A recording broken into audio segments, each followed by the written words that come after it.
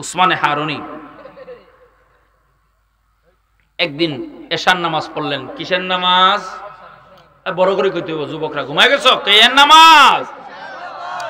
এশার নামাজ পড়লেন। এশার নামাজ পড়ে ঘোষণা করলেন, একটা এলান শুনো।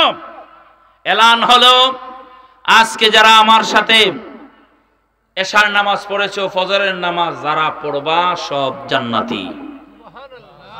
বড় করে কর না ভাই। তবে কেউ কাউকে বলতে পারবে না, গোপন বেদ কেউ প্রকাশ করতে পারবে না। আল্লাহর ওয়ালি উসমানে হারুনি রাহমাতুল্লাহ আলাইহি ঘোষণা করে দিলেন, আগামী ফজরের নামাজ যারা আমার পেছনে পড়বে রে, আল্লাহ তাদেরকে জান্নাতবাসী বানায়া দিবে।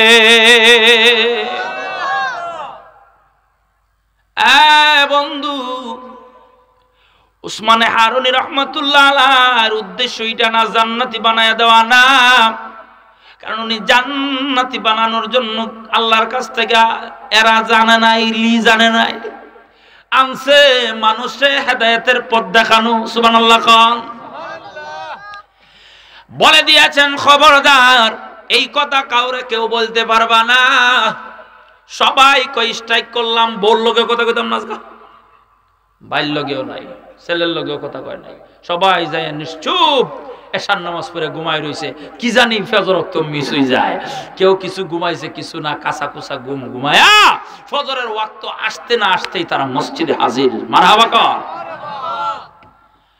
সালাম পিরালেন, সামনের দিকে বসিয়া জিজ্ঞাসা করেন, এশার নামাজ কারা কারা পড়ছো? হাত তুলছে আমরা। তোমরা তো বুঝলাম বাকি যে সারা মসজিদ ভরে গেল, গাও বারিন্দা উরিন্দা একবারে মাটি উঠে। এই তোরা কই কেমনে আইলি? তোরার খবর কেডা কইছে? আমার গোপন কথা তোরা বেদ পাশ করে দিছিস? এরা সবাই বলতেছে, হুজুর আমরা না, আমরা না, আমরা কেউ কথাই কই না হুজুর, বিবির লোক কথা কই নাই। মানুষে বলবো দূরের কথা, জান্নাতে যাওয়ার আশায় আমি, মানুষে জান্নাতে যাওয়ার আশায় আমি কারোর কাছে কই নাই। উসমানে হারুনি রাহমাতুল্লাহ আলাইহি তাকায় দেখে ওই কর্নারের মধ্যে আসামি। সুবহানাল্লাহ কর। আসামি হযরতে খাজা মাইনুদ্দিন চিশতি আজমিরি সানজেরি। মাইনুদ্দিন, মাথাটা নিচু করে তুমি বসে আছো রে, ঘটনা কি তুমি ঘটাইছো? সুবহানাল্লাহ কন্নরে ভাই। দাঁড়িয়ে গেলেন, হুজুর হ্যাঁ হ্যাঁ আমি বলছি। উসমান হারুনি কয়, বাবা মঈনুদ্দিন, তুমি কি শুনো নাই গোপনে কথাটা যে বইলা দিব সে জাহান্নামে যাইব? হুজুর আমি যাই না বুঝাই কাম করছি। সুবহানাল্লাহ যাই না বুঝা কি কাম করছো বলো, কি বুঝছো তুমি রে? হুজুর চিন্তা করলাম আপনার এই কথাটা যদি আমি না মানি, আপনি বলছেন জান্নাতে যাবে, কিন্তু গোপন কথা কারো কাছে বলা যাবে না, যারা বলবে সে জাহান্নামে যাবে। আমি বলে দিলে আমি যদি জাহান্নামে যাই, আর আমার বলার কারণে যদি হাজার হাজার মানুষ আল্লাহর জান্নাতে যায়, আমি মাইনুদ্দিন জাহান্নামে যাইতে রাজি আছি। আল্লাহর এই গুনাহগার বান্দারা যদি আল্লাহরে দেখা, আল্লাহকে পাওয়ার জন্য, আল্লাহর জান্নাত পাওয়ার জন্য আল্লাহর সামনে হাজির হয়ে যায়, আমার মতো মাইনুদ্দিন জাহান্নামে জ্বললে অসুবিধা না।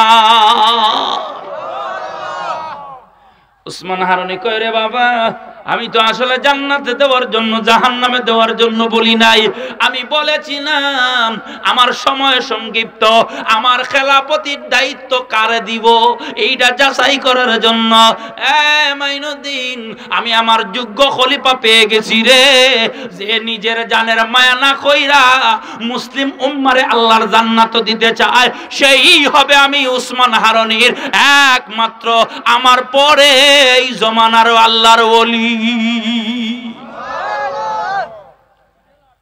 ওলি আল্লাহদের চিন্তা দ্বারাই ছিল আমার জান্নাত ও জাহান্নাম সে ইয়া রব क्या करो, আমি জান্নাত দিয়া কি করব, জাহান্নাম দিয়া কি করব, হুর ও গিলমান দিয়ে আমি কি করব?